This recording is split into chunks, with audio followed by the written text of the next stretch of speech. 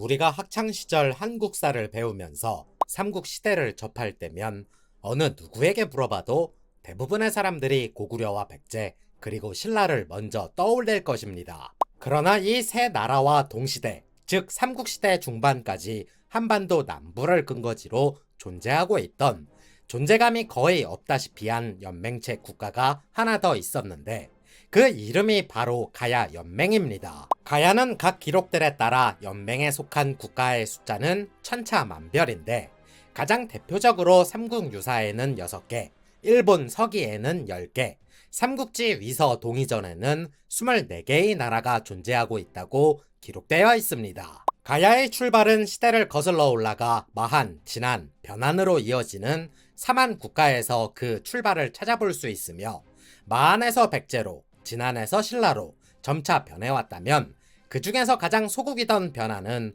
가야의 역사로 이어지는 모습을 보이고 있습니다. 그런데 가야가 변한에서 출발했다고는 하나 현재 학계에서는 가야의 출발을 어느 시점에 놓을 것인지 명확하게 구분을 짓지 못하고 있는데 변한까지 가야 연맹 안에 포함시켜 구분할 것인지 완전히 다른 나라로 볼 것인지를 놓고 한창 논의 중인 상태입니다. 그렇다면 앞서 설명드린 것처럼 마한에서 백제로, 진한에서 신라로 이어진다고 해놓고 변한은 왜 가야로 이어지는 것을 명확하게 하지 못하느냐 궁금해할 수 있는데 이는 주체적인 기록물의 부재가 가장 크다고 볼 수 있습니다. 쉽게 말해서 나라가 건국이 되고 자신들의 정체성을 확립함과 동시에 국가로서의 기틀을 다져나간다는 것은 결국 자신들의 과오를 기록함으로써 만들어져 가는 것이지만 백제와 신라가 자신들 스스로의 역사를 기록했던 반면 가야는 자신들의 역사를 별도로 기록하지 않았다는 점입니다. 그래서 동시대를 보냈던 고구려와 백제 그리고 신라는 기록물이 적더라도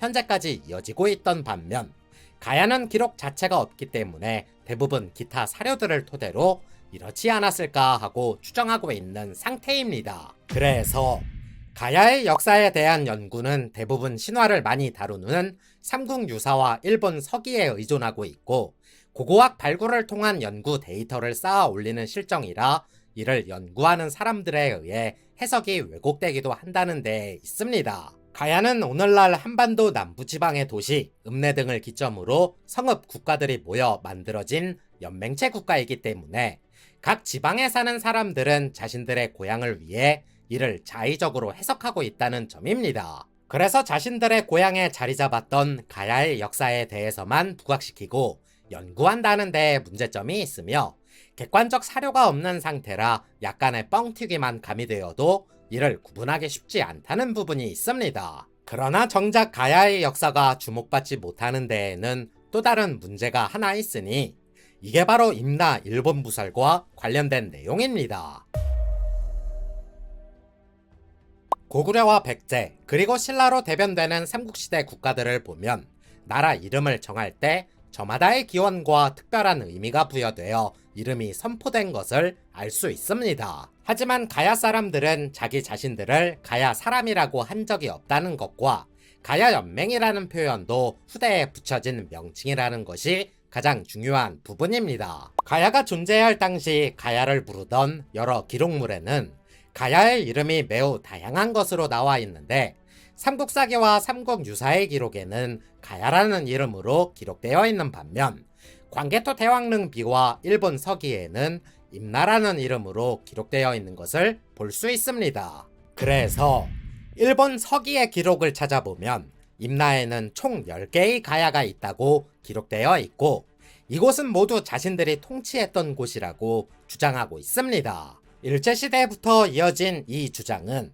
대한민국과 일본 두 나라의 사학계가 활발한 토론을 통해 임나 일본 부설 자체가 없는 것이라는 결론을 2010년 내렸음에도 아직까지 일본 역사 교과서에는 임나 일본 부설에 대한 교육을 진행하고 있습니다. 더불어 2010년 두 나라 사학계의 공동 발표로 임나 일본 부설에 대한 근거를 모두 폐기하였으나 우경화가 진행되는 일본 내에서는 이 근거도 사실에 기반한 역사적 기록이라고 은근히 말을 바꾸고 있는 상태입니다. 임나 일본 부설이 위험한 이유는 원래부터 일본과 한국은 같은 뿌리에서 출발한 한민족이라는 인식, 즉 다시 말해 일선 동조론에 의해 일제강점기 시절 자신들의 불법적인 침략을 정당화하고 있다는 것에 있습니다.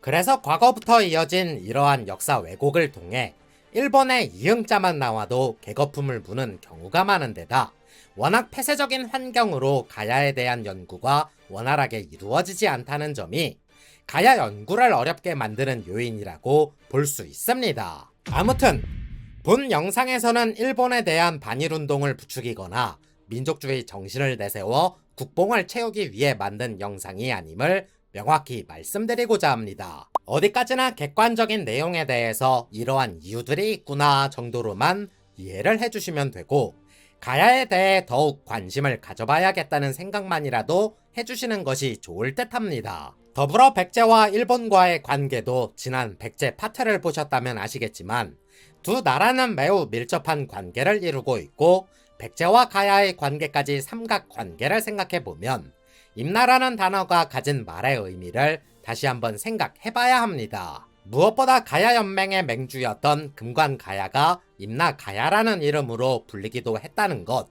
다시 말해 임나라는 것은 순 우리말이기 때문에 임나라는 단어에 대해 민감하게 생각하지 않아도 된다는 점이 가장 중요한 부분이지 않을까 싶습니다. 아무튼 기존의 가야연맹은 고령가야, 성산가야, 금관가야, 소가야, 아라가야, 대가야로 불리는 6가야 연맹으로 보는 시각이 많았습니다. 그러나 최근의 연구 결과에 따라 가야 연맹은 6개의 나라가 아닌 더 많은 연맹체 국가들이 모여 이루어진 하나의 제국으로 보는 인식이 많아졌으며 아직까지 이 부분에 대해서는 많은 연구가 진행 중에 있습니다. 그리고 이러한 가야 연맹의 출발점은 삼국유사의 기록에 따라 오늘날 우리에게 총 2가지의 건국 신화로서 전해지고 있습니다. 그래서 최근 학계에서는 가야 연맹이라는 표현보다 가야 제국이라는 표현을 많이 사용하며 가야 연맹에 대한 실체가 종주국, 속국 개념이 아닌 동등한 위치의 여러 국가들이 존재했다고 재해석하는 상태입니다. 다만 여러 나라들 속에서도 강력하게 영향력을 발휘하는 나라들이 있기 마련이기 때문에 본 가야 파트에서는 제국의 개념보다는 연맹의 개념에서 출발하여 교과서적인 내용만을 다루도록 하겠습니다. 영상이 재밌었다면 좋아요와 구독 부탁드리겠습니다.